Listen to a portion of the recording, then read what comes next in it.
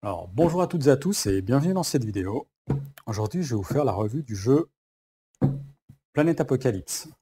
Donc, j'ai fait un déballage de ce jeu il y a quelques semaines de ça, en fait. Un mois et demi ou un truc du style. J'ai fait plusieurs vidéos d'ailleurs parce qu'il y avait beaucoup de contenu. Moi, j'avais pledgé le all-in sur ce jeu-là.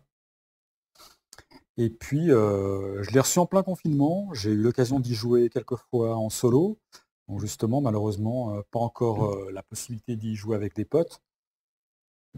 Mais je pense que, comme c'est un jeu qui s'appréhende très très vite, je pense que là, je peux facilement vous donner un feedback et puis faire une revue de ce jeu-là. Donc, je vais faire une revue où je vais vous détailler les concepts du jeu sans aller dans le détail des règles. L'objectif, c'est juste de vous donner en fait des pistes pour essayer de sentir un petit peu quels sont les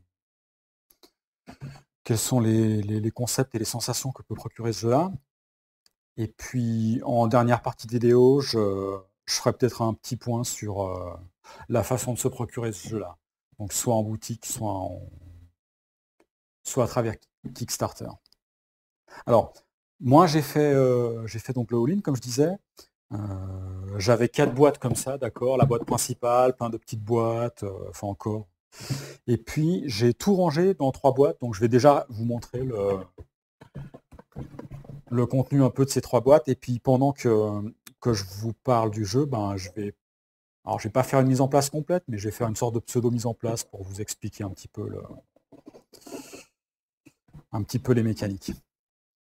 Alors dans la grosse boîte, qu'est-ce que j'ai mis? Eh ben, tout ce qui est figurines, et puis en gros les plateaux, c'est 2 plateaux qui sont un peu trop gros pour être rangés dans les autres petites boîtes, et puis le livre de règles. Donc, tout ce qui est livre de règles et puis figurines, ça figure dans cette boîte-là.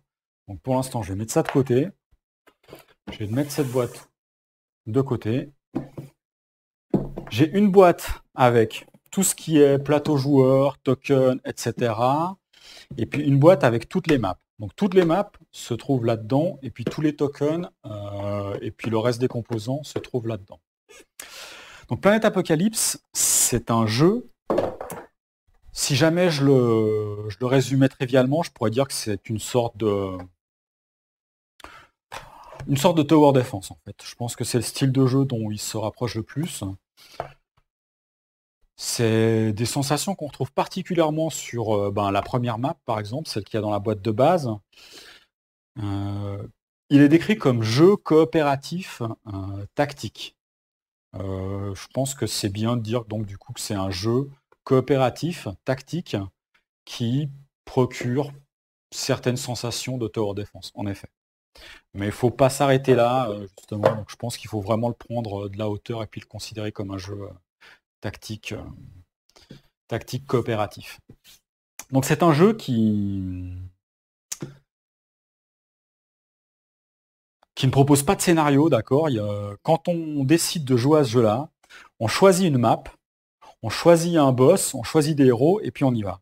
Donc là, il y a plein de maps là-dedans. Je ne vais pas toutes vous les montrer, c'est pas l'objectif. De toute façon, j'en ai déjà un petit peu fait le tour pendant le déballage. Là, je vais vous montrer surtout un exemple peut-être sur la map qui se trouve dans la boîte de base. Donc, comme je vous l'ai dit, on choisit une map. Et puis celle sur la boîte de base, elle s'assemble de cette façon-là. Alors là, on va peut-être pas tout voir, mais c'est pas très très grave. Là, ça suffit. Et puis on va choisir un ennemi, un lord. Donc je vais prendre celui qui se trouve dans la boîte de base aussi, qui est Asmod. Non, c'est Baphomet, pardon. Donc il y a des règles qui déterminent où le lord, où le boss final doit se placer. Je vais prendre pas mal de figurines que je vais mettre pour l'instant ici de côté. Des jetons que je vais mettre de côté. Puis je vais rajouter quelques figurines. Voilà. Et puis je vais en prendre encore une ou deux autres, histoire de vous expliquer un petit peu ce qui se passe. Et puis tout ça, je vais mettre de côté parce que j'ai pas besoin de vous montrer toutes les figurines pour vous expliquer les concepts. Donc on choisit une map, on choisit un grand méchant. Et puis l'objectif du jeu, c'est lequel? Eh ben, ça va être de tuer ce grand méchant. Donc là, je vais reprendre la boîte où je vous disais que j'avais un petit peu tout le contenu qui était du style token, etc. Donc ça, c'est des plateaux dont on va avoir besoin. Je vais les mettre de côté. On prend la fiche qui correspond aux grands anciens, enfin aux grands anciens, aux lords, pardon. En l'occurrence, c'est celle-là. Je vais la mettre de côté. Et puis on choisit des héros aussi. Alors, c'est bien d'en avoir au moins 2. Si vous jouez en solo, je pense que le sweet spot, c'est de contrôler 3 héros. Mais prendre 2 héros ou bien 4, ça va très très bien aussi. Et puis je pense qu'en solo, moi j'ai toujours joué avec 2 héros. Ça rend peut-être parfois le jeu un petit peu plus difficile, mais il y a moins de schizophrénie à diriger à contrôler plusieurs personnages. Donc voilà. Donc on choisit des héros. Donc là, je vais juste prendre une fiche pour vous montrer un petit peu ce que c'est. Puis il y a plein d'autres cartes ici, plein de tokens. Je vais déballer ça un petit peu plus tard, quand je vais vous expliquer en détail certains concepts. On a donc notre héros, notre map, notre grand méchant, sa fiche. Et puis, l'objectif, comme je vous ai dit, c'est de tuer ce grand méchant. Les héros, ils commencent sur une zone de départ aussi. Alors là, je vais prendre une figurine qui ne correspond peut-être pas à celui que j'ai sélectionné, mais c'est pas grave. Donc la zone de départ, c'est là. Et puis comment est-ce qu'on perd la partie, par contre? Eh bien, il y a 2 façons de la perdre. Quand le Lord arrive dans la zone de départ, ici la zone d'invasion, on a perdu la partie. Ça, c'est la première façon de perdre. Et puis ici, il y a un plateau qui est très important, sur lequel il y a plusieurs compteurs. Et puis il y a une piste ici qui est la piste d'Apocalypse. Et puis quand ce compteur il atteint 13, eh ben, on a également perdu la partie. C'est les 2 façons de perdre la partie. Une façon de la remporter, 2 façons de la perdre. Alors bien sûr, sur certaines maps, on va avoir peut-être plusieurs lords, la dynamique elle va être différente. Là, je vais vous montrer un petit peu les concepts en utilisant la map de la boîte de base, qui est donc celle qui procure peut-être des sensations qui sont les plus proches d'un tower defense, comme je vous le disais. Alors, globalement, dans la partie, il va y avoir des démons qui vont apparaître, en fait. Les démons vont avancer dans un sens. Selon les maps, il y a des sens de mouvement. C'est pas forcément toujours linéaire, comme c'est le cas sur cette map-là. Ça, c'est la façon la plus simple. Enfin, c'est la map la plus simple. Donc, les démons vont avancer. Et puis, nous, on a nos héros qui sont ici. Et puis, nos héros vont devoir venir combattre les démons. Faut pas que les démons arrivent dans cette zone-là, parce que quand les démons, en fait, passent cette zone, ça fait avancer le marqueur de l'Apocalypse. Et puis, si jamais c'est le méchant qui arrive ici, ben, on a perdu. Donc là, sur cette map, on a vraiment des sensations de tower defense où on a... Enfin, un tower defense, on a une zone où on a des ennemis qui apparaissent et puis qui essayent d'arriver à notre base. Et puis on doit, dans un pur tower defense, on doit normalement construire une sorte de labyrinthe avec des tours, ou bien poser des tours qui se combattent, qui vont détruire les ennemis. Alors ici, on n'a pas ce concept-là de tour, mais bon, globalement, la dynamique, c'est un petit peu celle-là. Alors, si jamais je détaille un petit peu plus la mise en place, une des choses qu'il faut faire, c'est placer des marqueurs ici, et puis placer certains jetons sur le plateau. Alors des jetons, je ne vais pas tous déplacer, il y en a un qui est ici, d'accord. Il faut placer quelques figurines qui représentent des zones d'invasion. Alors là, je vais toutes les mettre, par contre, hein, histoire que ce soit au moins clair. J'en mets une là, j'en mets une là. Et puis ensuite, il faut initialiser les différentes caractéristiques des démons et puis du personnage. Notre personnage, il a des caractéristiques qu'on retrouve également chez les démons, chez les sbires. C'est chaque fois les mêmes. En gros, il y a des points de santé. Alors, je ne vais pas mettre les tokens ici pour les initialiser, mais ici, en gros, les points de santé. Il y a une valeur de résistance. Une valeur de résistance. Une puissance d'attaque, qui est en gros un certain nombre de dés. Un total de chance et puis un total de courage. Et puis, le démon, ici, en fonction du nombre de joueurs, il a également des points de vie de départ. Alors ici, il y a 2 parties. C'est un démon qui est divisé en 2 parties. Le mur. Pardon. et Baphomet. Donc il faudra setter par exemple pour 2 joueurs, pour le mur les points de vie à 3, et puis ici à 9. Voilà. Il faut initialiser ce plateau-là. Alors ce plateau-là, on l'initialise avec un certain nombre de compteurs, et puis avec des dés. On va placer en fait des dés sur ce plateau-là, qui sont des dés un peu particuliers qu'on appelle les dés du désespoir. On va les mettre là, dans la réserve du désespoir. On va également initialiser ce plateau-là avec un certain nombre de jetons courage. On en met 4 au début de la partie. Et ça, le courage, il faut voir ça comme la ressource principale.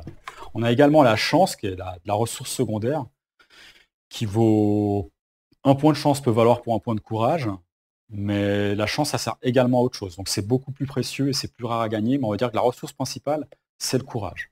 Donc nos héros ont un certain nombre de points de courage, pour commencer, un certain nombre de points de chance, et puis il y a également une réserve qui est commune à tous les héros de courage ici. Et puis on va pouvoir gagner en fait des ressources de courage qui vont nous permettre d'améliorer notre personnage. Il faut placer des compteurs là et là. Alors les compteurs, si je les ai, je peux peut-être vite les placer également. Normalement, ils sont dans un petit sachet à porter. Voilà, ils sont là. Alors il y a un compteur pour la piste d'Apocalypse. Ça, je vous ai décrit ce qui se passait. C'est quand on arrive à 13, on a perdu. Puis quand des démons sortent, on augmente la piste d'Apocalypse. Et puis il y a une piste ici de désespoir. Et puis il y a une autre piste ici qui est une piste de Seigneur. Ça, il faut voir ça comme un timer. C'est un peu comme si on avait une horloge avec la grande aiguille, la petite aiguille. C'est-à-dire que quand on fait un tour complet ici, ça va bouger. Je vais vous expliquer ça un petit peu plus en détail. Pour l'instant, il faut juste sentir le fait que sur ce jeu-là, comme sur la plupart des jeux coop, le moyen, enfin comme sur la plupart des jeux coop, en tout cas, qui sont souvent des gros Ameritrash ou des jeux de ce style-là, bien que celui-là s'en soit pas, on ne peut pas le considérer comme ça, je pense. Il y a souvent des concepts qui sont mis en place pour pouvoir apporter du challenge, en fait, parce qu'il n'y a pas de joueur en face. Alors, un des concepts qui est souvent utilisé, c'est le fait d'avoir un timer, et puis on a un certain temps pour accomplir nos missions, nos objectifs. Et puis souvent, à ce timer, il y a une notion de difficulté qui est souvent liée. C'est-à-dire que plus le jeu avance, plus la difficulté du jeu elle va croître. C'est un peu comme c'est le cas, par exemple, dans les contrées de l'horreur, où on a un paquet de cartes qui représentent le paquet mythe. On a un certain nombre, après ce nombre-là, c'est terminé, au revoir. Et puis au fur et à mesure, les cartes mythes apportent de plus en plus de difficultés. Il faut essayer, enfin, de la même façon, nos héros vont gagner en compétences, enfin, vont s'améliorer, vont devenir plus puissants. Et toute la difficulté, c'est d'essayer de maintenir en fait cet équilibre, c'est-à-dire que le jeu va devenir au fil du temps de plus en plus difficile. Et puis on doit essayer de progresser également en puissance avec les héros pour essayer de se maintenir à l'équilibre, ou alors peut-être dépasser, mais en tout cas pas descendre trop bas, pour pouvoir porter le coup final à un moment. Ici en l'occurrence au Lord. Donc ça, c'est quelque chose avec lequel vous allez être très très familier si vous connaissez, si vous avez l'habitude de jouer à des gros Ameritrash, par exemple de chez FFG en coop. Voilà, ce genre de feeling, on le retrouve dans ce jeu-là, et c'est assez classique.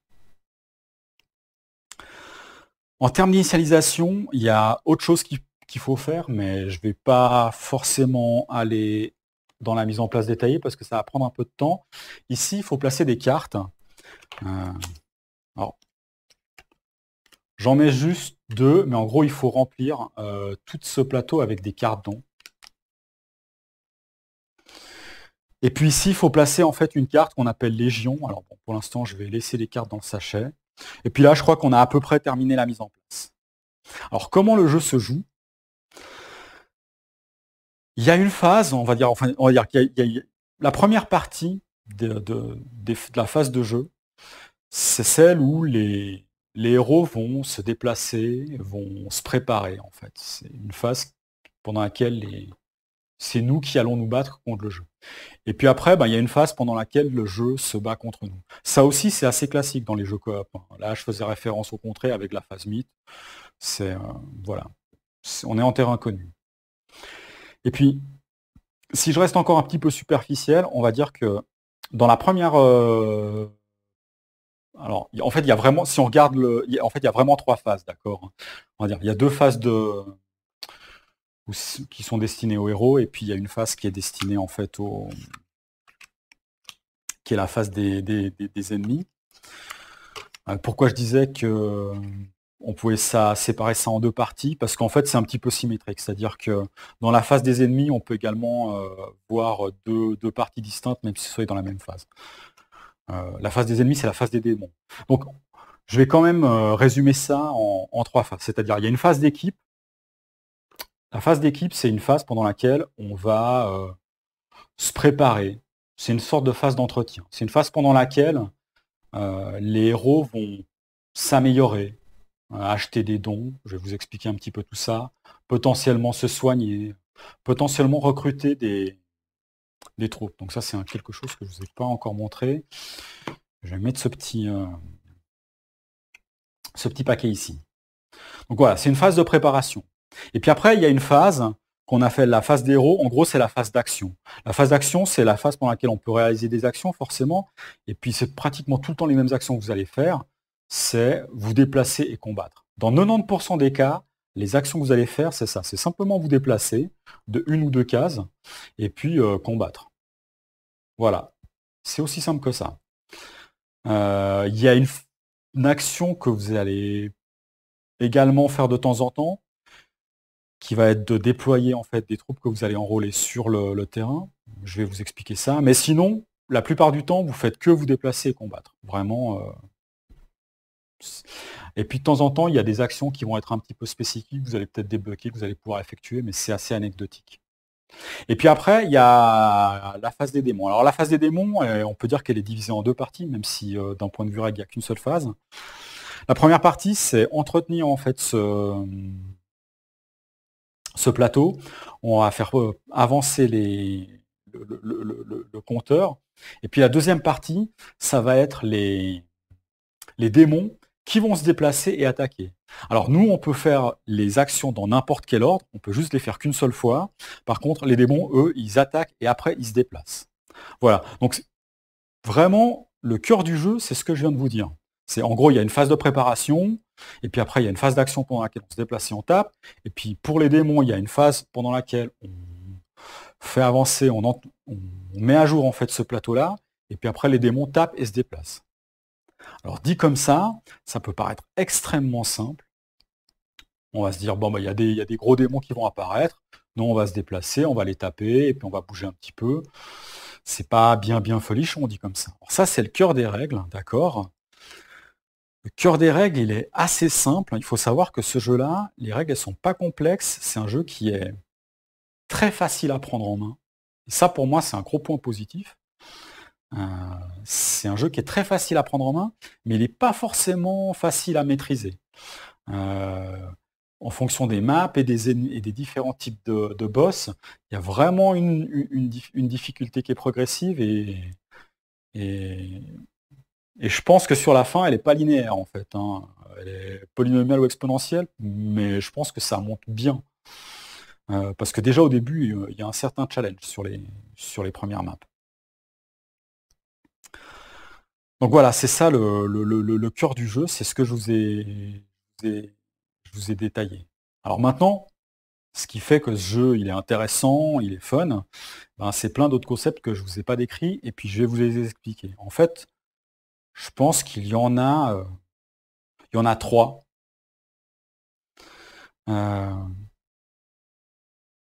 Le premier, c'est comment est-ce qu'on effectue des rencontres avec des pions d'invasion, comment est-ce que les démons vont apparaître sur le jeu. Le deuxième concept, c'est comment en fait ce plateau est géré, comment la difficulté du jeu progresse en fait au fur et à mesure. Puis le troisième, c'est les combats, sachant que les combats, c'est assez simple. Mais il y a les combats contre les démons qui se passent d'une certaine façon, et puis il y a le combat contre le Lord qui se passe un petit peu d'une autre façon. Et moi, je vais vous expliquer en fait justement ces concepts-là. Alors, je vais faire un tour extrêmement basique pour vous expliquer ces différents concepts. Imaginons que je suis dans ma zone de départ. Donc première phase, c'est la phase d'équipe. Je vous ai dit que c'était une phase de préparation. Normalement, qu'est-ce qu'on peut faire ici, typiquement? Alors, pendant la phase d'équipe, il faut savoir que normalement, il y a un pion premier joueur. Pendant la phase d'équipe, les choses ne se font pas de façon séquentielle. C'est-à-dire qu'il n'y a pas un joueur qui joue, après il y a l'autre, etc. Les actions, elles sont en fait, enfin, c'est pas vraiment des actions, mais on va dire les... Bon, si, c'est des actions d'équipe. Elles sont faites en parallèle. Donc, on peut se soigner, comme je vous l'ai dit. On peut acheter des dons. Alors, acheter des dons, qu'est-ce que ça revient à faire? Ça revient à prendre des cartes qu'on a mises ici. Et puis à les poser sur sa fiche de personnage. Et puis c'est comme ça qu'on va augmenter, en fait, qu'on va améliorer notre personnage. Notre personnage, on va l'améliorer d'une part parce que quand on achète un don, on va avoir soit une compétence passive, soit une compétence qu'on va pouvoir activer, soit une amélioration. Et puis en plus, le don, on va le poser sur une case. Et puis pour commencer, on peut que le poser sur des cases de départ. Donc ici, on voit qu'il y en a deux. Alors là, en fait, j'ai pas fixé le... Enfin, j'ai fixé le degré de mise au point. Donc, vous voyez peut-être pas très bien, c'est flou. Mais ça, c'est une case de départ. Ça, c'est une case de départ, d'accord. Et puis sur certains personnages, peut-être qu'il n'y en a qu'une de case de départ. Donc ça varie. Et puis on peut commencer à poser un don là-dessus, puis après il y a un ordre de flèche qui nous dit dans quel ordre on peut poser les dons. Donc en fait, il y a un graphe qui est comme une sorte d'arbre, de talent, qui va déterminer dans quel ordre en fait on peut poser les dons, et donc dans quel ordre on va acquérir des améliorations. Parce que les améliorations, c'est non seulement celles du don qu'on gagne, mais également les améliorations de celles sur la case où on va poser le don. Et puis plus on avance dans l'arbre de talent, plus le coût va être cher en fait pour acquérir des dons. C'est de plus en plus cher. Nos héros, ils ont une faiblesse. Ici, ils ont un passif et ils ont deux compétences qu'on peut également débloquer en fait. Là, pour débloquer celle-là, il faut poser le don ici. Puis pour débloquer celle-là, il faut poser le don ici. Donc là, je vais poser ça là. Je vais prendre quelques tokens pour vous montrer. Je vais prendre celui-là. Là, je vais prendre celui-là. Et puis, je vais prendre juste un petit D4 aussi. Voilà. Donc, supposons que j'ai déjà ce don-là, ici. Maintenant, si jamais j'achète un deuxième don, je le pose ici. Donc là, ce don, qu'est-ce qu'il me dit? Il me dit que je peux ajouter un D6 à ma réserve d'attaque. Et puis que là, enfin là, sur la case sur laquelle je pose, c'est marqué que je gagne la compétence mentor. Donc, en gros, ça reviendrait à mettre un petit token ici pour dire que maintenant je peux avoir cette compétence-là, et puis rajouter ici un petit token pour dire que maintenant j'ai pas juste un D4 qui était mon départ d'attaque, mais j'en ai deux. Voilà. Comme ça. Donc, c'est comme ça qu'on améliore notre personnage. C'est en achetant des dons surtout, qui vont nous augmenter soit notre résistance, soit notre potentiel d'attaque, soit nous fournir des compétences. Donc ça, c'est pendant la phase de préparation, on fait souvent ça. Une autre chose qu'on peut faire pendant la phase de préparation, c'est enrôler des troupes. Alors des troupes, je ne vais pas toutes vous les montrer, je vais juste en prendre quelques-unes ici. Des troupes, c'est des soldats qui vont pouvoir être posés en fait à un moment sur les plateaux de jeu. Mais quand on les enrôle, ils viennent avec nous en patrouille. Donc il y a deux faces. Il y a une face comme ça pour dire qu'elle est en patrouille. C'est quand elle est avec nous. Puis il y a une face comme ça, c'est quand elle est posée sur une case pour dire qu'elle est en embuscade. Une troupe qui est en patrouille, sur cette face, donc elle va nous servir à absorber des dégâts. En gros, c'est un rôle défensif. Une troupe qui est en embuscade, elle va nous servir également à absorber des dégâts à notre place, si on se trouve en fait sur la zone où se trouve la troupe, mais elle va également pouvoir se mettre en embuscade dans des fourrés ou dans des ruines pour taper les démons qui sont là, donc elle va également avoir un effet agressif. Et puis on peut en prendre plusieurs, mais elles doivent être du même type, sauf exception. Et puis on peut en poser plusieurs, enfin jusqu'à 4 maximum, mais du même type sur une zone. Donc je vais laisser ça comme ça pour l'instant. Voilà, donc ça c'est la phase de préparation. Donc là on peut déjà deviner que dans le jeu il va falloir prendre des décisions. Comme on peut enrôler des troupes que ici, il va falloir choisir si jamais on part très très loin et puis on revient très peu souvent par exemple dans la zone d'invasion, ou si on fait des petites escarmouches, puis on fait pas mal d'allers-retours. Donc déjà, même sur une map comme ça, sur des mécaniques simples, il y a déjà de la prise de décision. Donc c'est déjà intéressant, ça. Et puis il faut savoir que se soigner, c'est gratuit, mais si jamais on veut se soigner sur des cases où il y a des démons, il faut payer du courage, et puis le courage, c'est la ressource qui nous sert à acheter des dons. C'est une ressource qu'on peut également utiliser en combat, donc c'est précieux. Alors maintenant, la phase d'action, comment ça se passe? Je vous ai dit que je pouvais me déplacer. Je ne vais pas les mettre là en fait, parce que ça a apporté à confusion. Je vais les mettre ici pour l'instant. Je vous ai dit qu'on pouvait se déplacer et puis attaquer. Alors supposons que je peux me déplacer de 2 cases. Je ne peux pas revenir simplement d'où je venais. Je peux me déplacer de 1 ou 2 cases. Donc chaque fois que je me déplace dans une zone et que je rencontre un pion d'invasion, je vais devoir faire apparaître des démons. Et pour ça, je tire les dés du désespoir.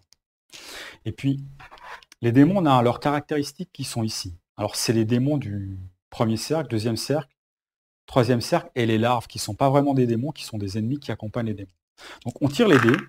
Et puis ici, le résultat, ça va nous donner, en fait, les combinaisons vont nous dire quels démons apparaissent. Alors là, j'ai pas eu de chance parce qu'il y a un Fiend qui est apparu. Et puis, il y a un Grillus aussi. Si j'avais fait ça, comme je peux former qu'une seule paire comme ça, il n'y aurait eu qu'un seul qu'un seul Grillus qui serait apparu. Il n'y aurait pas eu de Fiend.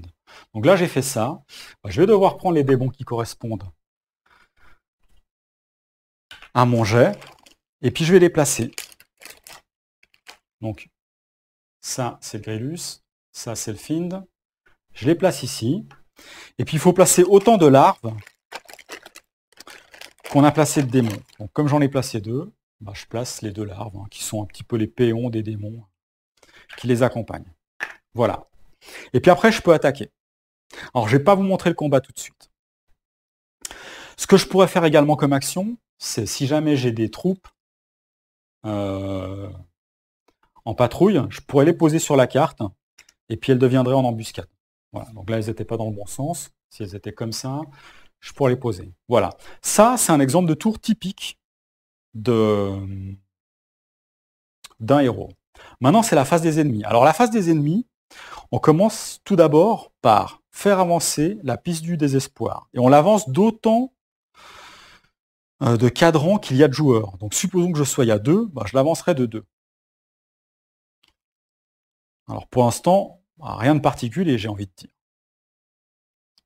Après, c'est les démons qui doivent se déplacer et attaquer. Donc là, si jamais moi, j'ai pas tué tous les démons ici, et puis tout seul, je pense que je les aurais jamais tués, parce que j'ai que 2 dés, c'est à eux de m'attaquer. Donc, ils m'attaquent, et puis après, ils se déplacent. Peu importe qu'ils m'aient fait des blessures ou pas, ils font toujours ça. Ils m'attaquent, et ils se déplacent d'une case.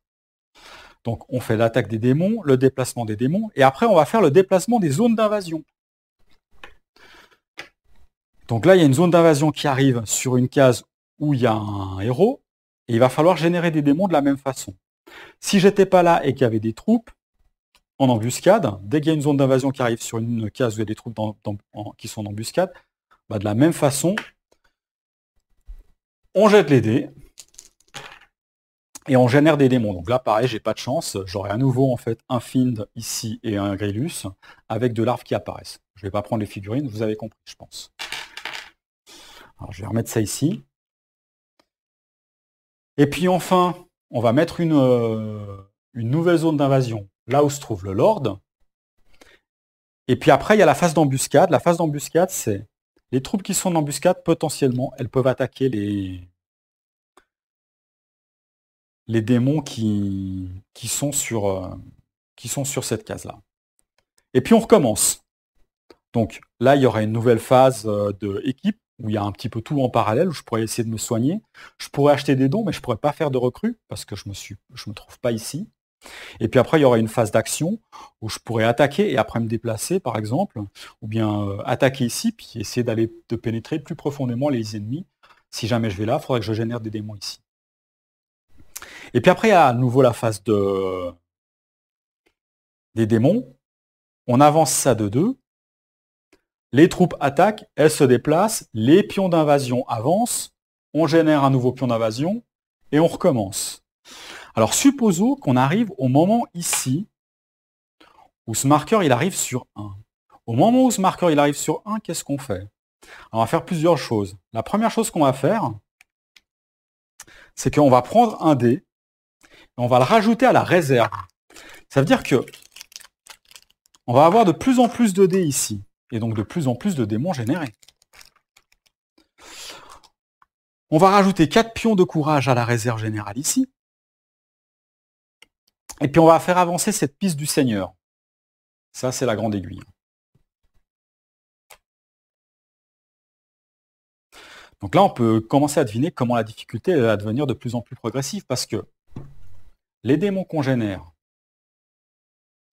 sur les dés, c'est beaucoup plus facile d'avoir des combinaisons comme ça, forcément. Si on regarde les dés, ici, il y a 2 faces avec des comme ça, 3 faces avec ça, et puis une face avec ça. Démons du 4e cercle. Donc plus on va avoir de dés, plus on va avoir de chances de générer des démons du 3e cercle et des démons du 2e cercle, qui sont beaucoup plus difficiles à taper et à tuer. Et puis en plus, on va générer de plus en plus de démons. Et ça, c'est à chaque fois qu'on fait une boucle ici. Donc à 2 joueurs, c'est simple, c'est tous les 3 tours. Tous les 3 tours, il y a un dé en plus ici. Donc ça va très très vite. Donc là, on peut se rendre compte comment la difficulté progresse. Maintenant, supposons que là, on avait fait un tour complet et on revient au 1. À ce moment-là, c'est lui qui avance. C'est à ce moment-là qu'on fait avancer le Lord. Donc lui, il va étendre sa zone d'ombre. Ce token-là, en fait, il représente la zone d'ombre. On va en mettre un nouveau, là où il est. Alors là, il y a une règle que je ne vais pas vous détailler concernant la zone d'ombre. Je vais y revenir à la fin, je vous expliquerai pourquoi. Pour l'instant, ce n'est pas très très important concernant le fait que ça, c'est une zone, dorénavant. Donc il étend sa zone d'ombre, et en plus, on va générer un démon du 4e cercle, qu'on va tirer au hasard. Donc là, j'ai pris une grosse figurine. À cet endroit-là. Donc là, de la même façon qu'il y a des fiches comme ça pour les démons, pour les lords, il y a des fiches comme ça pour les démons du 4e cercle. Et les démons du 4e cercle sont encore plus difficiles à tuer. Parce que tous les démons, en fait, ici, que je vous ai montré ici, donc tous les ennemis ici ont un point de vie. Dès qu'on les tape, ils meurent. Eux, ils ont un certain nombre de points de vie, comme le lord. Et puis, ils ont des effets aussi. Donc voilà. Ça, c'est globalement les concepts du jeu. Quand on tue des démons, on gagne du courage. Si c'est nous-mêmes qui les tuons, on les gagne nous-mêmes. Si c'est les troupes en embuscade, le courage va dans la réserve. Donc cette réserve-là, elle sert à tout le monde. On se répartit comme on veut quand on veut acheter des choses avec ce courage-là. Donc on peut faire un mix de nous et puis ce qu'il y a dans la réserve, selon comment est-ce qu'on veut se répartir les ressources pour acheter des dons, par exemple.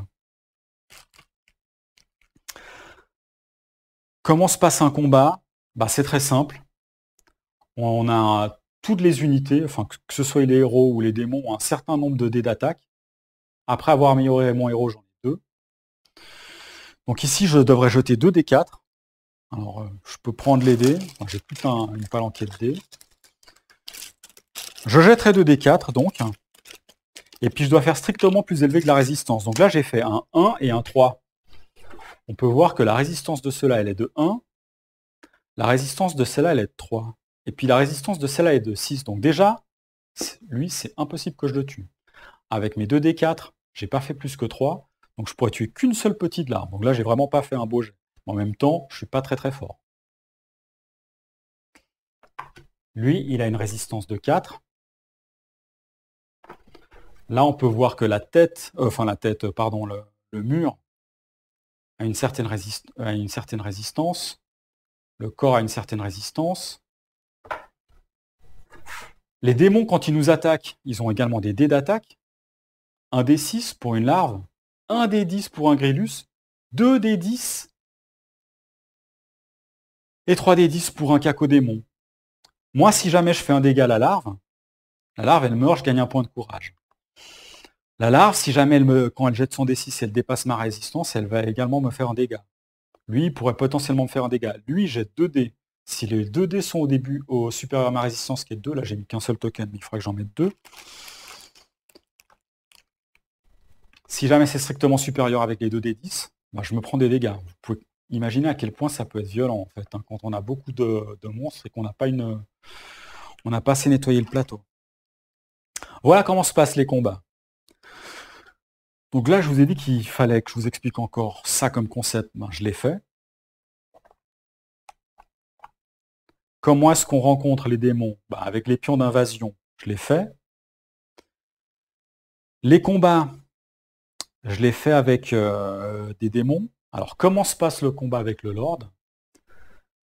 Si à un moment donné, on va rentrer dans une zone où il y a un pion ombre, en fait, on va se retrouver téléporté sur ce plateau-là.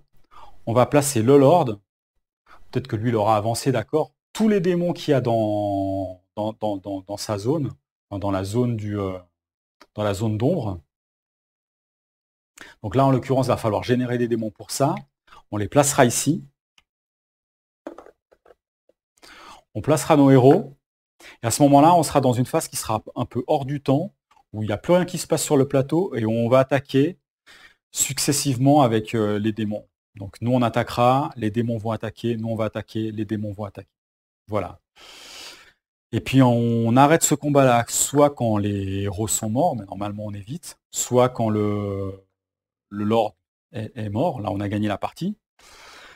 Mais on peut également battre en retraite, donc on peut très très bien venir ici, effectuer un certain nombre d'attaques et diminuer ses points de vie, puis battre en retraite, sortir de l'enfer, et puis reprendre l'attaque du Lord plus tard. Alors dit comme ça, je pense que ça reste encore assez simple d'un point de vue mécanique. C'est-à-dire que là, je pense que sur cette map, ce que vous ressentez, c'est que bon bah ok, il va y avoir de plus en plus de démons. Le Lord, il va faire générer de temps en temps des démons du 4e cercle qui ont des aptitudes, etc., etc. En fait, il est assez tactique ce jeu-là parce que faut vraiment bien comprendre que la puissance ici, elle augmente très vite. Et puis, il va falloir vous poser des questions. Est-ce que je vais déjà explorer en fait certaines zones d'invasion avant juste qu'il y ait en fait une montée en puissance pour que j'aie potentiellement moins de démons ou pas? Est-ce que je prends ce risque-là? Est-ce que vous allez prendre le risque de garder des troupes avec vous ou bien d'aller les déposer en embuscade assez loin pour avoir une ligne de protection en amont assez tôt sur la map? Peut-être en laisser vers la zone de départ comme dernière possibilité avant que les démons sortent. Quand vous allez marquer des blessures, vous allez choisir un petit peu comment vous répartissez vos blessures. Bon, normalement, vous essayez de tuer les démons les plus difficiles, mais là, il y aura quand même des choix à faire. Quand eux vont attaquer, on commence par les démons les plus faibles jusqu'aux démons les plus forts. Il va falloir décider sur qui va la blessure par groupe de catégories en fait, de puissance de démons. Il y a des choix à faire. Quand vous allez acheter des dons, il y en a plein. Comme la façon dont vous allez d'abord privilégier l'évolution de votre personnage, là, il y a des choix à faire. Est-ce que c'est pas bien en fait de monter très très fort un personnage puis de laisser les autres très faibles? Il faut essayer d'avancer un petit peu en parallèle, mais il y a forcément des moments où vous allez vous dire, bon ben, lui, on va lui donner plus de puissance pour qu'il fasse certaines choses. Donc dans la façon de construire, de faire évoluer son personnage, selon les parties, il y aura des choix à faire. Les démons du 4e cercle, quand ils apparaissent, ils ont tous des capacités différentes, donc il va falloir s'adapter. Il pourrait y avoir à un moment des zones de double invasion, donc ça va être extrêmement difficile. Il va falloir bien prévoir ces moments-là, parce qu'il y a des timers en fait assez critiques dans le jeu. Donc là, il va falloir faire des choix. Je vous ai dit qu'il y avait une carte Légion ici. Une carte Légion, c'est une carte qui donne des bonus en fait aux démons. On change de carte Légion chaque fois qu'on arrive sur un chiffre rouge, ici. Donc 3, 7, 13. Et donc là, il va falloir s'adapter en fonction du pouvoir qui est donné aux démons. Parfois, c'est des démons, si on les tape, on se prend des coups en retour. Parfois, on peut se prendre des effets en retour, du feu ou des choses comme ça. Parfois, ça peut faire progresser les démons plus rapidement. Donc, il va falloir s'adapter, en fait, parce que nous, on évolue, mais l'ennemi, il évolue aussi, en fait. Non seulement en puissance parce qu'il y a plus de démons, mais notamment également à travers les cartes Légion. Donc il y a plein de petits éléments en fait comme ça, qui sont extrêmement simples, qui sont décrits de façon très très simple dans le livre de règles, parce que les concepts, je vous les ai donnés, vous les avez. Après, il y a juste certaines choses qui se grèvent dans le jeu, où je ne vais pas dans le détail, comme les cartes Légion, je ne vais pas toutes vous les décrire. Là, les troupes, je ne vais pas toutes vous les montrer, mais il y a des troupes qui ont des aptitudes. Donc voilà, il y a beaucoup de... Il y a beaucoup de prises de décision, je trouve, dans ce jeu-là. Il est simple à appréhender, mais il y a beaucoup de prises de décision, et je pense que sur les premières parties, bon, cette carte-là, elle est assez simple, mais sur les premières parties, quand vous allez être sur des cartes un peu plus compliquées, vous allez peut-être vous dire, là, je viens de me prendre une grosse attaque, j'ai eu pas de chance au dé, parce qu'on tire beaucoup de dés en fait.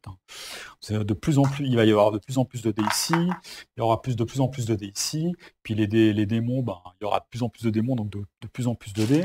Regardez la boîte de DG, on tire beaucoup de dés, mais tout le truc, c'est d'arriver à comprendre, à connaître en fait les démons, à connaître les maps, parce que chaque map a ses spécificités au niveau des déplacements, de l'apparition des zones d'invasion, etc.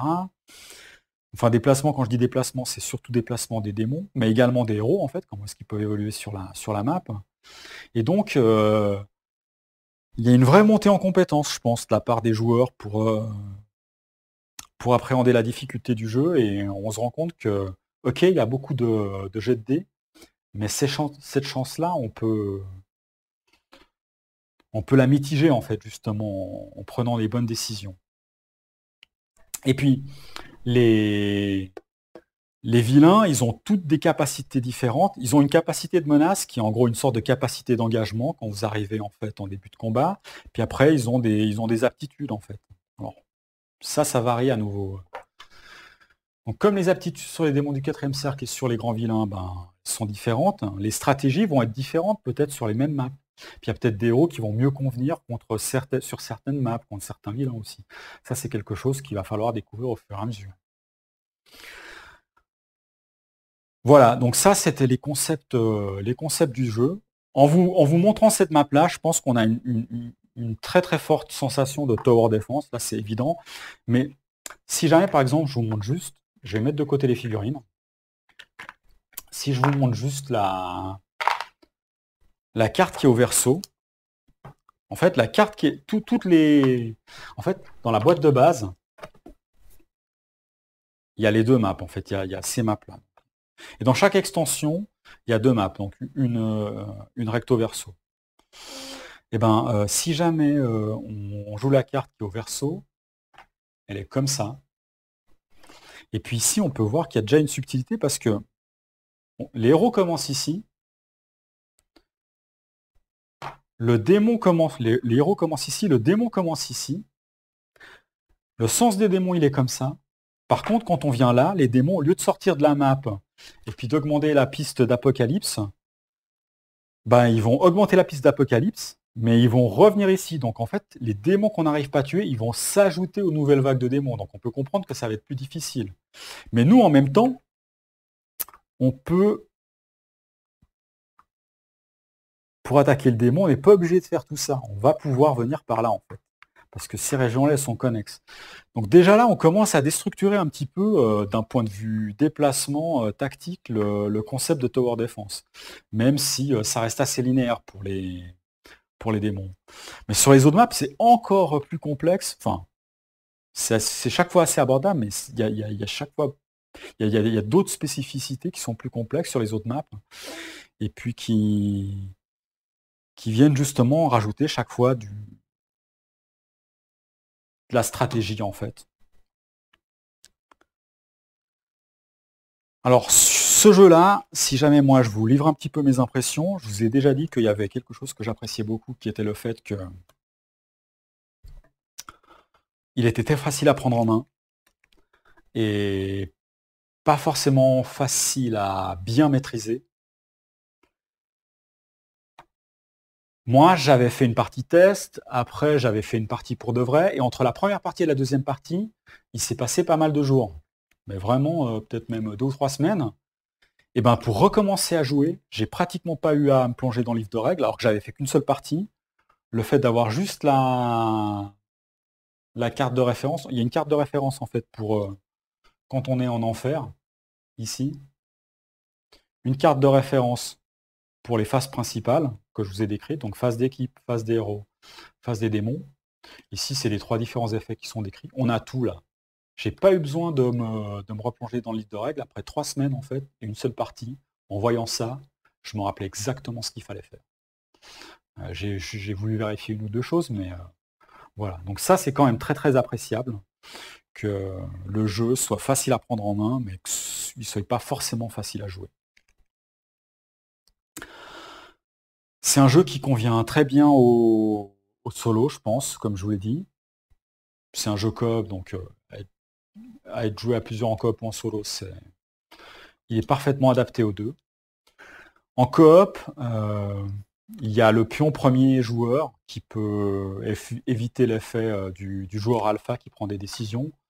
Bon, ça c'est plutôt pas mal, mais de toute façon, nous, je vous avoue que quand on joue à des jeux coop, c'est très très rare qu'il y ait ce genre de comportement. Ça sert plutôt, ce genre de pion, comme sur Time Stories, le pion Time Captain, à prendre des décisions quand on ne sait pas quoi faire en fait. C'est-à-dire ou quand il n'y a pas une décision qu'on préfère à une autre. Parce que nous, on prend les décisions de façon collatérale. On les prend en équipe, donc les décisions. Donc on n'a pas ce problème-là avec mes différents. J'ai pas ce problème-là avec mes différents groupes de joueurs, mais voilà. C'est le genre de jeu coop, effectivement, où il peut y avoir en fait l'émergence d'un joueur, je pense, qui connaît un petit peu mieux le jeu, qui pourrait prendre des décisions. Il y a le pion premier joueur qui vient un petit peu contrebalancer ça. Donc bon, si jamais dans votre entourage vous avez ce genre de comportement, voilà, vous allez pouvoir le retrouver sur ce jeu-là. Moi j'ai envie de vous dire, mais jouez pas avec ce genre d'individu, ce sera plus simple. Et puis achetez le jeu. Qu'est-ce que je peux rajouter aussi? Dans les jeux, pour ajouter de la difficulté, dans les jeux coop, il y a plusieurs choses qui sont parfois introduites. Il y a souvent une notion de chaos, en fait, qui augmente la prise de décision. Si jamais je fais référence au Contrées de l'horreur, le fait qu'il y ait un petit peu, il y ait plein de choses, en fait, des objectifs, beaucoup de sous-objectifs, beaucoup d'ennemis à tuer en fait sur toute la map, ça augmente en fait la difficulté parce que c'est très très difficile de dérouler un petit peu toutes les décisions qu'on doit prendre à court terme, à 2 ou 3 tours pour être le plus optimum. Cette difficulté, elle est introduite par un nombre croissant en fait d'objectifs sur la map en fait. C'est pas du tout le cas dans ce jeu-là. Ce jeu-là, il reste vraiment tactique.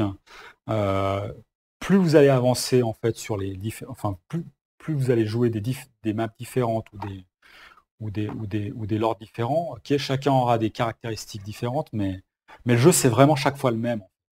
Et il y a à chaque fois les mêmes éléments sur la map. Et la prise de décision elle est à chaque fois pareille en fait. Et donc il faut savoir que le cœur de règle il est assez basique. Il n'y a pas beaucoup Enfin, si vous voulez un jeu avec plein d'exceptions, plein de mécaniques, plein de choses comme ça, c'est pas celui-là qu'il vous faut. Là, j'ai déjà eu l'occasion d'aborder des vidéos avec des jeux qui étaient très très complexes. C'est pas celui-là en fait qu'il vous faut. Je pense que ce jeu-là, pour vraiment en profiter pleinement, il faut avoir du contenu, par contre. Et ça, si je devais donner un défaut à ce jeu-là, ce serait peut-être celui-là. C'est-à-dire que dans la boîte de base, on a un lord, un méchant, et puis on a une map. C'est celle-là, qui est recto verso, donc ça nous fait deux maps en gros. Je vais la replier. On a quelques héros, bien sûr, des démons du 4e cercle, on n'en a que 2. On a un petit paquet de cartes de dons. Bon, ça va encore, j'ai envie de dire. Des troupes qu'on peut recruter, on a un échantillon en fait de troupes de différentes valeurs. C'est pas énorme. Mais si vous regardez le déballage, moi maintenant, des ennemis, j'ai tout ça hein, potentiellement. Vous voyez ce que je veux dire? Ça, c'est en achetant les extensions. C'est-à-dire que la boîte de base, pour moi, elle est pas assez fournie. Elle n'est pas assez fournie, il faut obligatoirement avoir des extensions. Alors, pour ceux qui avaient fait la campagne, pour ceux qui ont ce jeu-là, normalement, c'est ceux qui ont fait la campagne Kickstarter. Alors, il y avait déjà une boîte comme ça qui était en gros les stretch goals, qui était offerte, dans laquelle il y avait déjà une nouvelle map, donc ça fait 2 maps, d'accord, enfin une nouvelle carte, donc recto verso, 2 maps, 2 nouveaux lords, 3 nouveaux, je crois, démons du 4e cercle, 2 nouveaux héros, des nouvelles troupes qu'on voulait engager, des nouveaux dons, et puis 2 nouvelles cartes Légion, je crois. Donc déjà, rien qu'avec la boîte de stretch goal, on augmente un petit peu la rejouabilité. Mais je pense que c'est même pas assez, quoi. Je pense que si on aime le jeu et qu'on y joue régulièrement, le minimum qu'il faudrait pour moi, c'est la boîte de base. La première extension qui est la boîte, une boîte comme ça qui s'appelle le vide, qui dans le cadre de la campagne Kickstarter était des stretch goals, était offerte, on va dire. Et puis il faudrait une autre grosse extension comme ça. Voilà. Donc la boîte de base et 2 grosses extensions comme ça, pour moi, c'est un minimum. Et je rajouterais même peut-être 1 ou 2 petites boîtes contenant des lords. Voilà. 1 ou 2 lords supplémentaires qui se trouvaient dans les boîtes blanches que j'avais montrées dans le déballage. Ça, pour moi, c'est le minimum. À partir de là, vous allez avoir assez de variété et assez de combinaisons possibles. Parce que justement, la rejouabilité, elle est introduite un petit peu par le nombre de combinaisons qu'on peut avoir dans une partie. C'est-à-dire la combinaison map, Lord, pardon, démon du 4e cercle, carte Légion. Comme ça, à chaque partie, ça se combine différemment, plus les héros, d'ailleurs, qui est une forme de combinaison différente. C'est ça qui apporte de la rejouabilité. Et donc là, on voit clairement l'intérêt de tout acheter si jamais on aime le jeu. Moi, je m'étais vraiment renseigné sur le jeu avant de l'acheter. J'ai déjà un petit peu parlé de ça dans mes déballages, mais au tout début, j'avais un pledge qui était qui ressemble à ce que je viens de vous dire, en fait. 2 grosses boîtes, 1 ou 2 lords supplémentaires, et puis un ou deux trucs en plus, je crois. Et puis après, je me suis dit, je fais un all-in, parce que de toute façon, moi, si je veux avoir de la rejouabilité sur ce jeu-là, il me faut plus de maps, plus de lords, etc., etc. Et puis en plus, plus on avance dans les maps, plus c'est difficile. Et puis pareil, des lords, il y en a qui sont simples, moyens, durs, très durs. Donc je voulais tout ça. Donc ça a du sens d'avoir le tout. Et ça, ça a un prix. Ça a un prix parce qu'il y a des grosses figurines, parce que les plateaux, ils sont épais, vous voyez. C'est de la super qualité. Ça a un prix, tout ça. Les maps sont épaisses, tout ça, c'est épais. Même si les figurines, vous avez déjà dit qu'en termes de finition, là, le degré de finesse d'une figurine n'était peut-être pas au niveau des ténors, en fait, sur Kickstarter, ça a un prix. Alors moi, ce jeu, je le trouve vraiment excellent parce que des Tower Defense, j'ai souvent hésité à en acheter un, j'en connais quelques-uns, j'ai eu l'occasion d'en jouer. Mais j'avais pas sauté le pas parce que ça m'attirait pas plus que ça. Puis là, le thème, on le ressent vraiment. C'est un jeu, même si c'est un jeu stratégique et un jeu coop, le thème, les composants nous apporte une certaine immersion. Il n'y a absolument pas de contexte historique dans les cartes, enfin, de narratif, je veux dire, il y a pas de cartes qui vous décrivent des événements ou des trucs comme ça. Mais les vagues de démons qui arrivent, le lore, tout ça, le matériel, le fait que ce soit des grosses figurines et puis des gros plateaux, ça, c'est quand même assez positif. Ça nous aide à nous plonger en fait dans le jeu. Moi, j'aime bien ça. Et puis, je pense que le matériel et le thème, c'est ce qui m'a donné envie de m'intéresser à ce jeu-là. Et puis quand j'ai commencé à découvrir les mécaniques et toutes les subtilités et combinaisons qu'il pouvait y avoir pendant une partie, bah là je me suis dit je fais un all-in. Et après avoir fait quelques parties, je le regrette pas du tout. C'est exactement ce qu'il me fallait. Voilà. Je fais pas toujours des all-in chers. C'est le jeu le plus cher que j'ai fait d'ailleurs, que j'ai acheté celui-là. Bon, il y a aussi Gloranta, mais du même éditeur. Donc, bon. Mais sinon, j'ai jamais acheté autant d'un seul coup autant d'extensions et de boîtes, mais c'était mûrement réfléchi parce que toutes les extensions, c'était vraiment du contenu qu'on pouvait rajouter en vrac et qui donnait plus de rejouabilité.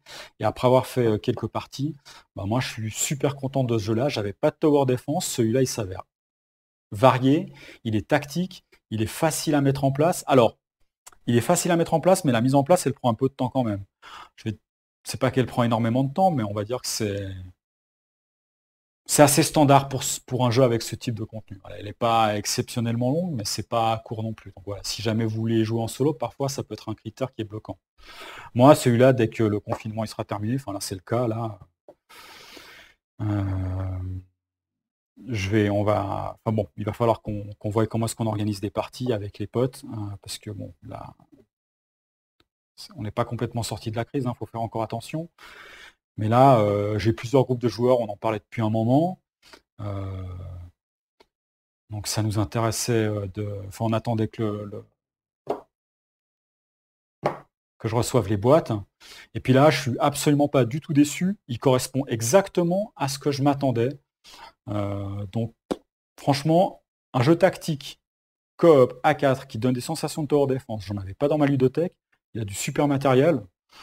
Donc moi je suis ravi, quoi. Il va sortir très souvent ce jeu-là, quoi. Et puis je suis content d'avoir un jeu qui se joue en coop avec une thématique qui est très très forte, mais qui met plus le côté sur l'accent qui met plus l'accent sur le côté tactique que sur le côté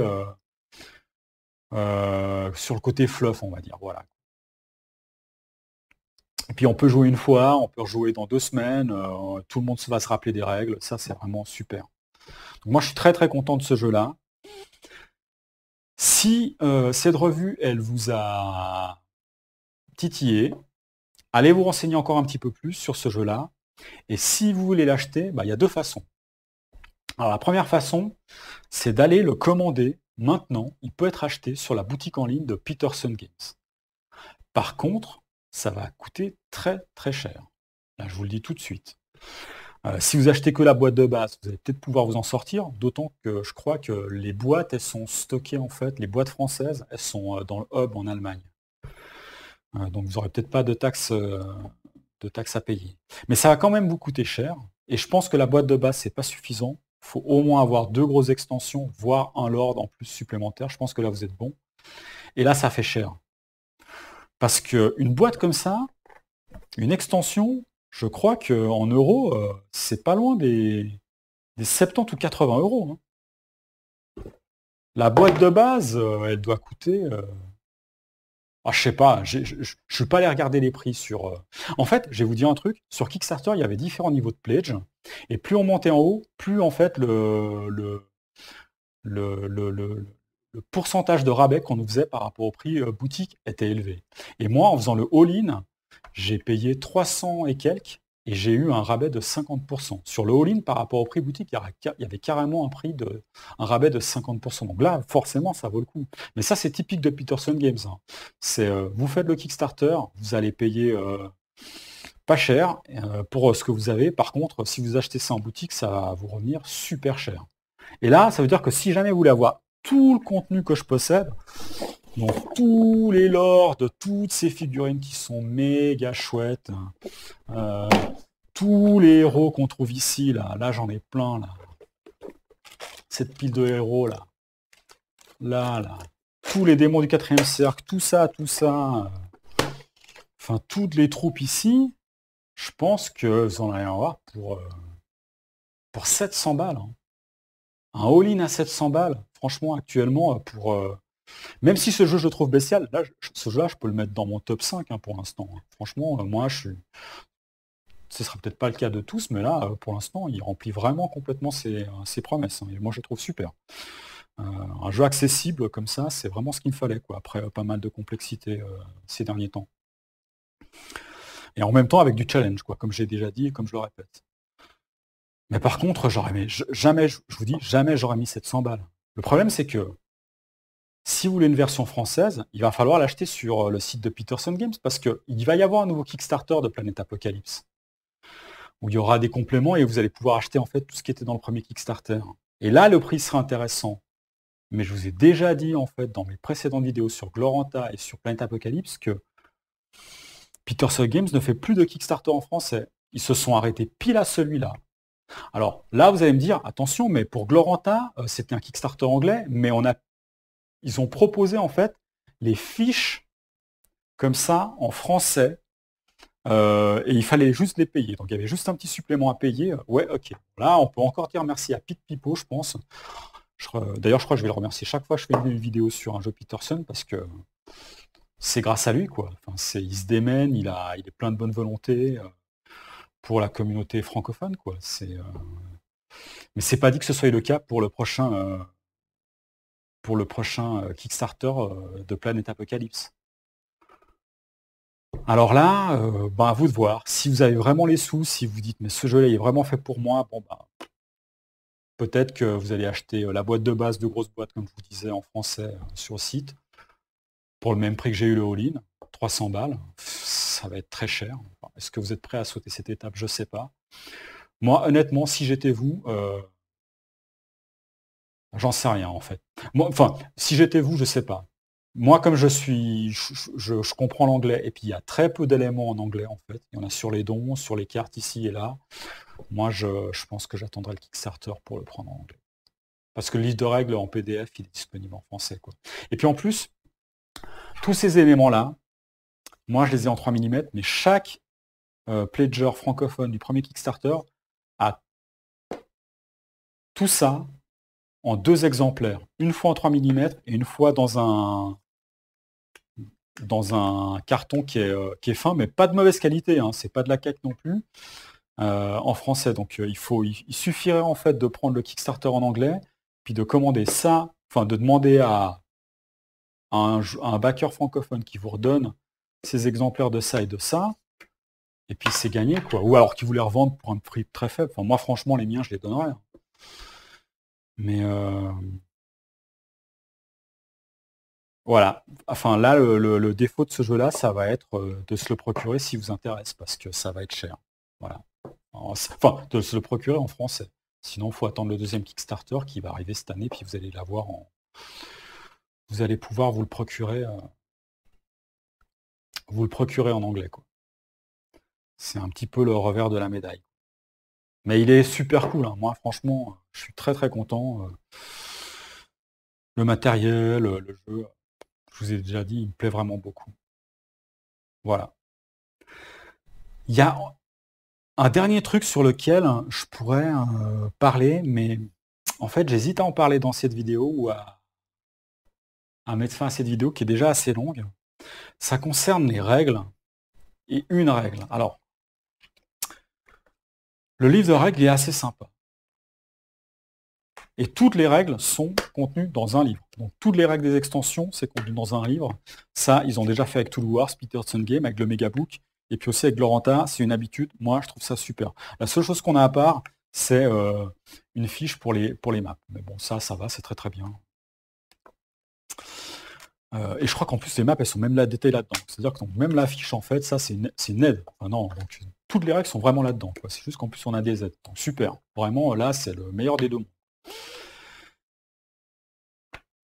Les règles, la façon dont elles sont présentées dans le livre de règles, s'il y en aurait plus, peut-être que j'aurais pu me dire, mais attends, pourquoi est-ce que tu me parles de courage ici? Puis, à nouveau, là, en fait, le livre de règles, il est présenté de façon à ce que la prise en main, elle soit facile. Donc de ce point de vue-là, il est bien structuré, le livre de règles. Par contre, quand on veut retrouver une petite information, c'est peut-être un peu moins simple. C'est pas un défaut, je vous le dis, parce qu'il y a très peu de règles. Donc franchement, là-dessus, je suis plutôt content. Par contre, c'est pas de ça que je voulais vous parler. Ici, dans ce bouquin, il y a une règle qui est très très bien détaillée en fait, qui est très explicite, qui laisse pas de place à l'ambiguïté, qui concerne en fait la zone d'ombre en fait du lord, qui est représentée par ces tokens. Alors ça, c'est une revue, donc l'objectif c'était pas de parler des règles, donc je vais pas en parler de cette règle-là, mais ce que je peux vous dire, c'est que juste cette règle-là, qui va être utilisée très peu de fois dans une partie, parce que c'est chaque fois que le lord avance, et ça arrive pas très très souvent, c'est quand même assez structurant en fait. Et bien cette règle-là, telle qu'elle a été décrite, il y a plein de joueurs qui se sont posés des questions. Pourquoi ? Parce que pendant le Kickstarter, avec les règles qui étaient disponibles au niveau du print and play, ben cette règle-là n'était pas pareille. Alors Peterson Games, ils ont pas mal testé leur jeu. Quand ils sont arrivés au Kickstarter avec ce jeu-là, le jeu il était terminé, on pouvait voir des vidéos de gameplay, il y en avait plusieurs, ça c'est top. Le livre de règles était disponible, ça c'est top, le jeu il était terminé. Mais il y a une règle qu'ils ont modifiée un peu au dernier moment. Et elle concerne en fait ces zones d'ombre-là. Et du coup, il y a plein de joueurs qui ont commencé à se poser des questions, mais c'est quoi? C'est ça qu'il faut faire? C'est ça qu'il faut faire? Si vous ne le savez pas et vous appliquez cette règle-là telle qu'elle est décrite ici, bah, il faut savoir que ça augmente foncièrement la difficulté à certains moments du jeu. En fait, il y a vraiment des pics de difficulté. C'est pas assez linéaire. Moi, ça me plaît un peu moins. Et puis quand ils ont demandé à Sandy Peterson si jamais c'était comme ça qu'il fallait appliquer la règle, il a fait non, mais en fait, non, c'est pas comme ça, c'est autrement. Quoi. Donc là, les gens, ils se sont dit, attends, je comprends pas, pourtant, elle est bien expliquée, la règle. Ah, d'accord, donc en fait, finalement, c'est que ça a été mal écrit, c'est pas ça, c'est ce qui était dans le print and play. Et puis il a fait du rétropédalage, Sandy Peterson, en disant, ah non, mais ça faisait très longtemps que je jouais pas au jeu. Parce que c'est vrai, parce qu'en fait, il attendait toujours son... Là, ce que je vous dis, c'est des débats qui ont eu ces dernières semaines ou ces derniers jours. Donc il a fait du rétropédalage, puis il a dit, mais non, en fait, c'est la règle dans le bouquin, elle est correcte, en fait. Alors cette règle dans le bouquin, elle a été rajoutée, elle avait été rajoutée, moi, d'après ce que j'ai compris, parce que j'ai passé toute une soirée sur les forums de Board Game Geek, ou de Peterson Game, à essayer de comprendre le pourquoi du comment, etc. À regarder des vidéos aussi. Je pense qu'elle a été mise en place pour harmoniser, en fait, un petit peu une phase entre... qui est cette phase-là, en fait, quand il y a l'ordre qui apparaît, avec en plus la gestion de ces zones d'ombre, avec les différentes maps. Et je pense qu'à la base, c'était une bonne intention, et je pense qu'elle est bien, cette règle. Sauf que elle pose un petit souci, en fait, juste sur l'apparition du Lord. Alors moi, j'ai trouvé le moyen de m'en accommoder. C'est-à-dire que j'ai... En fait, le dernier topic sur Board Game Geek qui fait 9 pages, les gens n'arrivent toujours pas à se mettre d'accord, en fait, pour vous dire sur quoi faire avec cette règle-là. Sandy Peterson a dit utilisez celle du bouquin, de toute façon il va rejouer quand il aura reçu en fait son pledge, enfin sa version, parce que lui je crois qu'il l'a toujours pas reçu, puis à ce moment-là il statuera de façon définitive. Il a dit pour l'instant vous pouvez appliquer ce qui est dans le bouquin, c'est pas très grave. Donc voilà, c'est pour vous dire que ok, il y a un petit défaut sur une règle, et si vous appliquez ce qui est dans le bouquin, ça va très très bien. Moi, toutes les adaptations qui ont été proposées sur Board Game Geek ou ailleurs, la plupart je les trouve complexes. Moi, j'ai trouvé une adaptation qui fait que alors ça s'adresse à ceux qui ont entre-temps ou maintenant déjà Planète Apocalypse, qui fait que la double invasion, elle n'est pas sur la zone du Lord, elle est sur la zone, enfin elle n'est pas sur la zone du démon du 4e cercle, elle est sur la zone du Lord. Du coup, la difficulté elle est beaucoup plus progressive. Et puis pour faire ça, je dis que ça, c'est qu'une seule zone. Ça compte comme une zone quand on veut attaquer le Lord, mais pas pour ce qui est des troupes quand elles avancent, quoi. En gros, je résume trivialement. Voilà. Mais c'est pour vous dire qu'il y a une règle qui pose un petit peu souci et vous pourriez être amené à vous renseigner sur cette règle-là. En dehors de ça, le jeu il est facile à comprendre et puis le bouquin de règles il est plutôt bien foutu. Voilà. Donc finalement, je suis allé plus dans le détail que ce que je pensais. Peut-être parce qu'il y a beaucoup d'éléments, puis c'est difficile de faire tenir tout ça sur la table. Peut-être que cette revue a éveillé votre curiosité. Et puis si jamais le prix vous fait pas peur, peut-être que ça vous intéressera d'acheter ce jeu-là. Moi, c'est très possible que j'aille une version française, alors peut-être pas avec toutes les extensions, mais avec quelques extensions à vendre, et en plus à prix Kickstarter, donc pas cher. Enfin pas cher au prix que tous les backers l'ont eu. Mais si jamais j'ai une version française à proposer à la vente, je pense que je ferai un message, et puis comme ça prend beaucoup de place, je vais privilégier les gens qui seraient intéressés par acheter ce jeu-là dans la région lémanique, c'est-à-dire proche d'où je vis. Donc voilà, peut-être que je déposerai un message à ce moment-là, si jamais il y a des gens qui sont intéressés. Bon, pour l'instant, c'est pas encore garanti. Donc moi, je vous dis tout de bon. Si jamais vous regardez cette vidéo-là, parce qu'on est vendredi soir, ben, je vous souhaite également bon week-end. Et puis peut-être à bientôt dans une prochaine vidéo. Allez, ciao ciao.